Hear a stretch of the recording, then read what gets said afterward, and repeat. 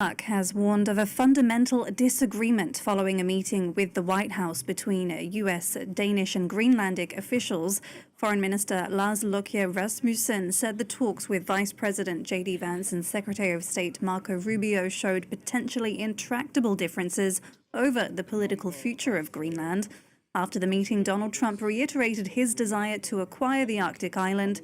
Meanwhile, Denmark says it's beefing up military drills and deployment in defense of Greenland in conjunction with NATO allies. France, Sweden, Germany and Norway are among the countries deploying forces.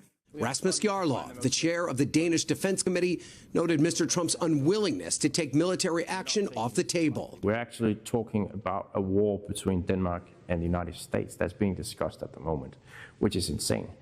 So much so that Denmark has increased its military presence around the island, while a small number of military personnel from several European countries arrived on Thursday, which is only ramping up Danish anxiety. He will do anything, I think.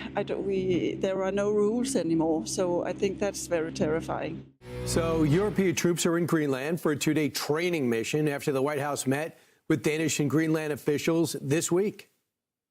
The Vice President and the Secretary of State were present for that meeting. In that meeting, the two sides agreed to really establish a working group of individuals who will continue to have technical talks on the acquisition of Greenland. Those talks will take place, I'm told, every 2 to 3 weeks. But the President has made his priority quite clear. He wants the United States to acquire Greenland. He thinks it's in our best national security to do that. I don't think troops in Europe impact the President's decision-making process, nor does it impact his goal of the acquisition of Greenland at all. Never appreciate keeping the wolf or the bear from your door until they're knocking on it. And that will likely involve more countries. We're hearing that Canada might be involved. Also, possibly the UK. There's one British advisor participating in the current mission, reportedly, that suggests that there might be British troops coming, although the government has not confirmed that. The other thing that these governments have been keen to stress is that this is a NATO allied mission.